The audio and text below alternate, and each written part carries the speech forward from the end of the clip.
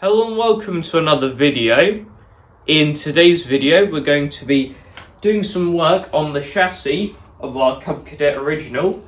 Now we'd at the very least like to switch the oil seal on the input shaft of the gearbox, which we'll be lifting up the tractor or the chassis to do this, and have a look to see what else we might find along the way.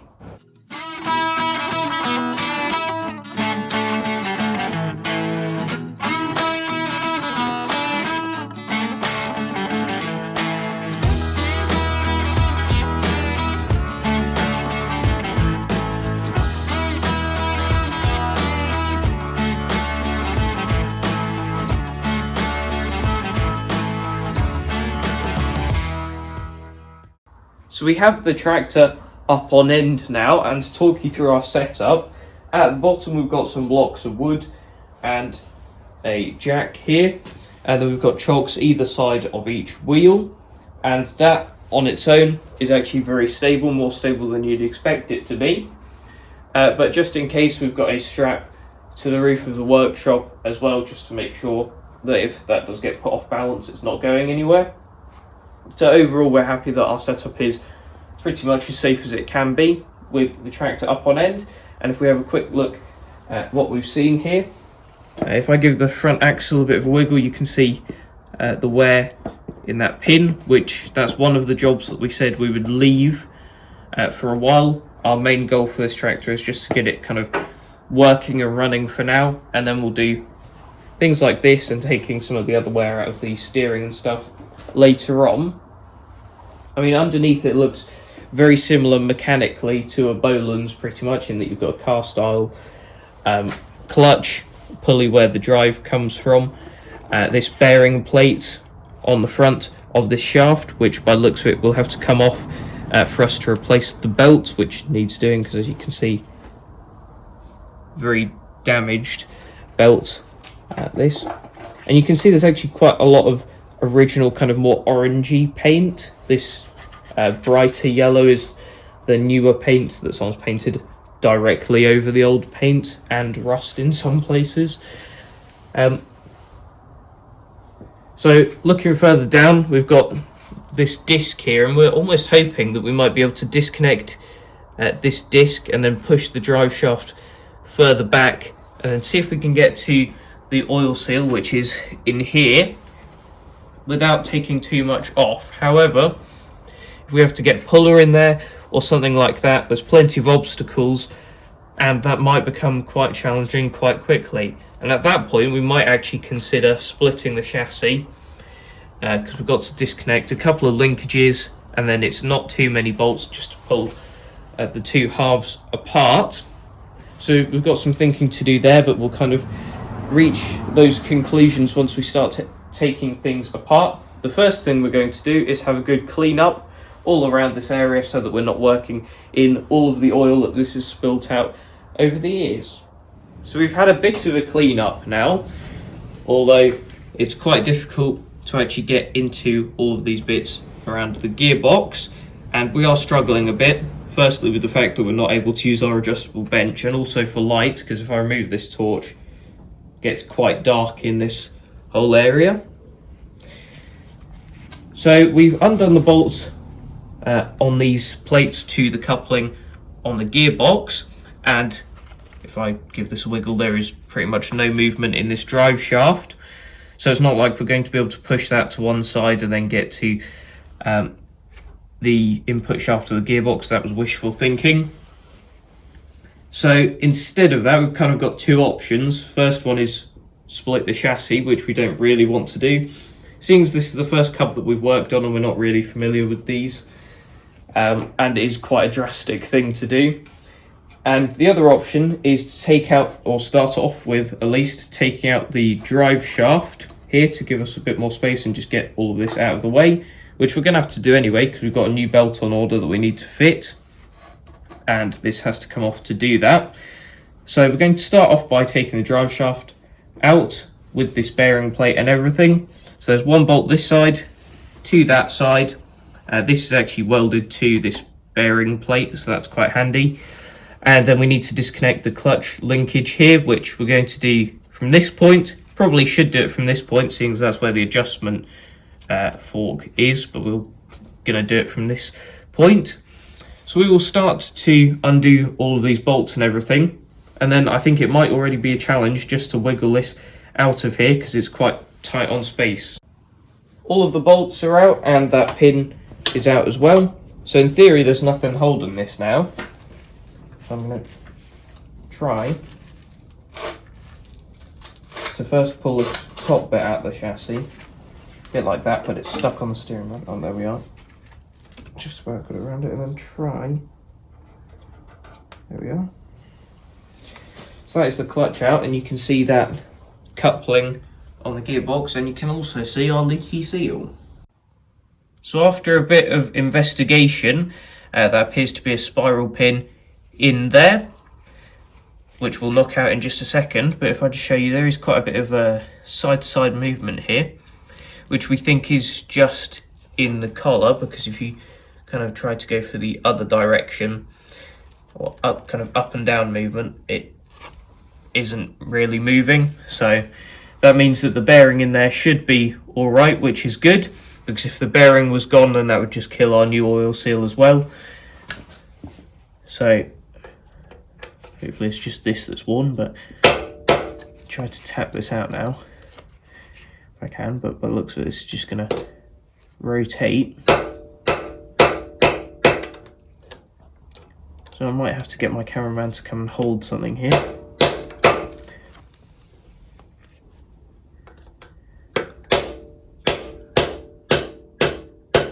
There it goes, moving now. I want to hit it all the way out because I wouldn't mind it staying kind of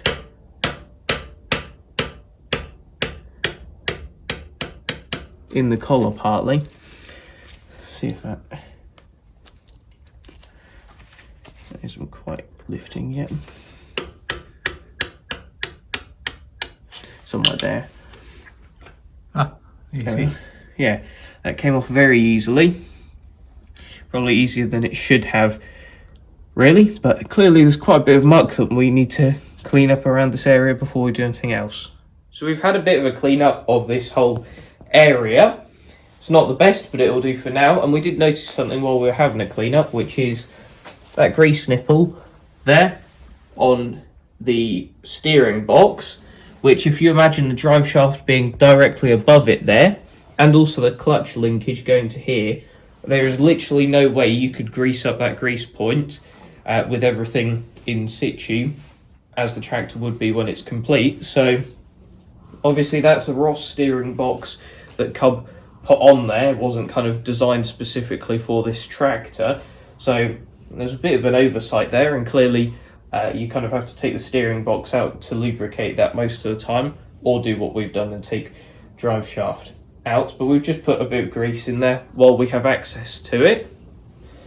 And now moving on to the oil seal, which we've done some rough measurements. It's quite hard to measure as it is at the moment, but we think our oil seal should be the right size. I mean, there's only one way of finding out really, which is when we fit it, but looks promising. And this is how we take out oil seals most of the time. As you can see, we've got a self-tapping screw in there, and then we'll either use some pliers or a lever or something to pull it out, or a slide hammer or something like that. I have a crowbar here, which hopefully should be able to do the job as well. Just got to see what it's doing, which that appears to be turning the screw. It did pull the oil seal a little bit, so I might have to put that in a bit tighter and then try again. That's that wound in a bit further, and take two now. We'll see if this works. Looks promising.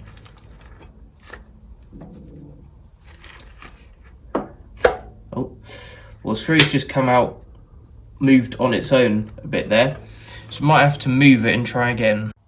We moved the screw over to the other side, and that oil seal levered out pretty easily, so that was good. And there was quite a lot of muck on the inside of the oil seal and then on the shaft, so we spent quite a while cleaning that up.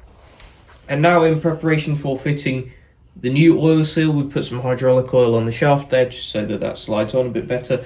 Same on the inside lip of the oil seal, which we don't usually do oil seals this kind of thick or this big. So slightly different technique to usual. If I just sit this on there, we're going to use quite a large washer just to spread the load as I tap that down, and then use a socket with an extension on it and a hammer to just tap it downwards. So see if we can just get this started first.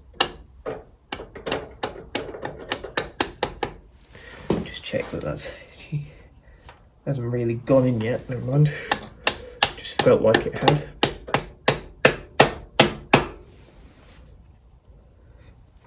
It looks like it's going in not quite evenly. Actually, I need to hit this side more.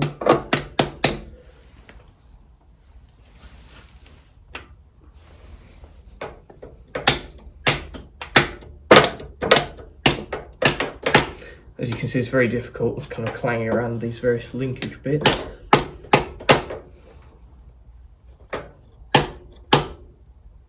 So the oil seal is fully pushed in there now, and this seems to be going far too easily, so I'm waiting for something to catch us out. But we've now cleaned up this collar, which appears to have hieroglyphics on the back. Didn't think this was that old, but interesting.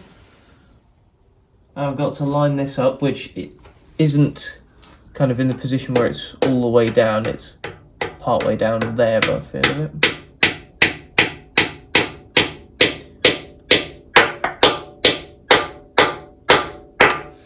Trying to make sure I don't hit that casting, or try and hit the casting as least amount as possible.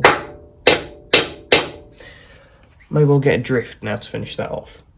It is the next day now, and we were kind of delaying going any further because the next step would be to put this whole clutch assembly back into the chassis. And to replace the drive belt, you have to take all of this clutch assembly out, so we didn't really want to put it back in just to take it out again to replace the belt. Now this one is quite clearly had it, as you can see, and we did originally get this replacement belt, which is a 3L315, because it's a 31.5 inch belt. However, the profile of this belt doesn't really match the one that's on there. It's nowhere near deep enough, so we weren't very happy with that, and we went to one of our very good suppliers and ordered a different profile belt. This is a 3V315, so a bit different, and we're much happier now with the profile of this belt. And this arrived this morning, so it was a pretty quick turnaround from ordering this to actually getting it delivered as well. So we'll be replacing the old belt now, and if you were doing this on the tractor without having taken all of this apart before, obviously the chassis would be along here. This is bolted to the chassis, so you take out the 3 bolts on the bearing plate, you disconnect the rear coupling, and then you have to take out this pin on the clutch fork, and then you kind of pivot that to the side, slide the belt off, new belt on. Now clearly that split pin is far past its expiration date, so just see if I can bend this straight, and there'll be a new one that we'll put on to replace that. Definitely not going to try and reuse this one.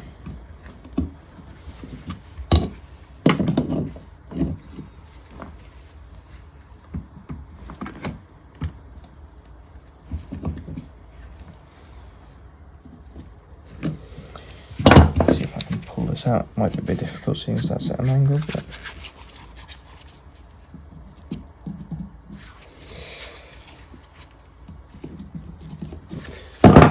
not those pliers, too stiff.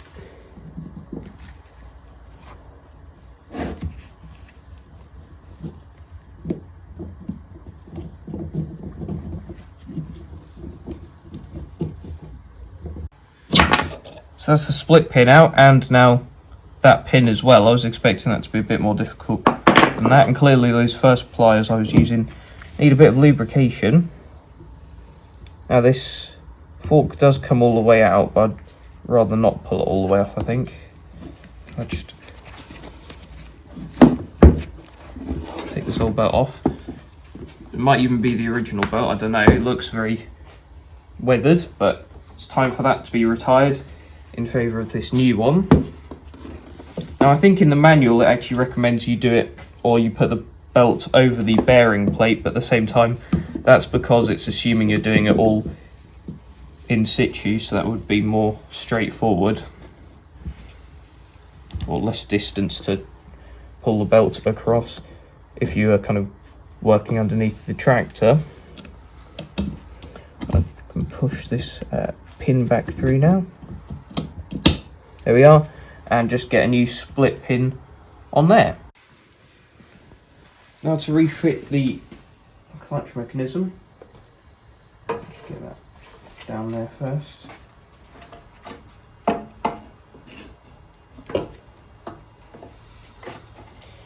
And this can go in here, but another thing that we need to do, as well as locating this top part, is also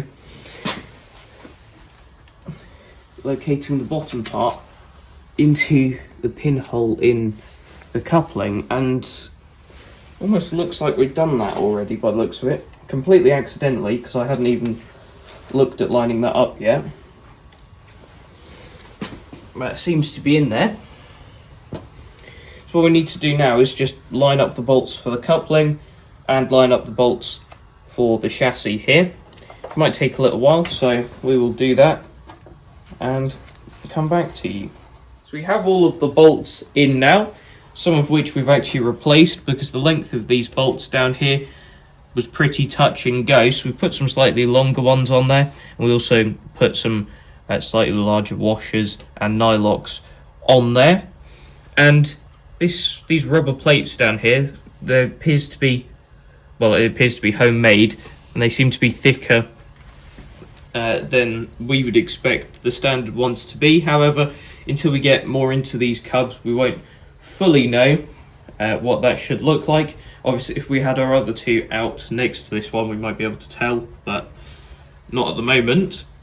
And we've greased up this kind of pivot point or mobile point on the clutch mechanism, so that is all pretty much ready to go. We've left the bolts on the bearing plate loose at the moment because that is your belt tension adjustment for when we fit the engine. Put the belt onto the engine pulley and then just pull this down until it's tight, and then we'll do it up at that point. So I think we've done everything we wanted to do with the tractor up in the air, so the next thing to do is to drop this down onto the floor, which we will do without you, so that both of us are doing it to make sure we're doing this safely. We have the tractor back on the ground, and that is pretty much it for the chassis jobs that we're planning on doing for now. There are a couple more further down the line that we were kind of having a look at how we were going to go about doing those while we had it in the air, one of which is a steering rebuild, and the other is a front axle rebuild. Both of those jobs are further down the line, as I said. Not for now. The next thing to do on this tractor is to sort out the engine issues, or that clanking sound that we could hear, and then once that's sorted, the engine can get plonked on the chassis. We can fit it all up, connect everything up, and give it a go.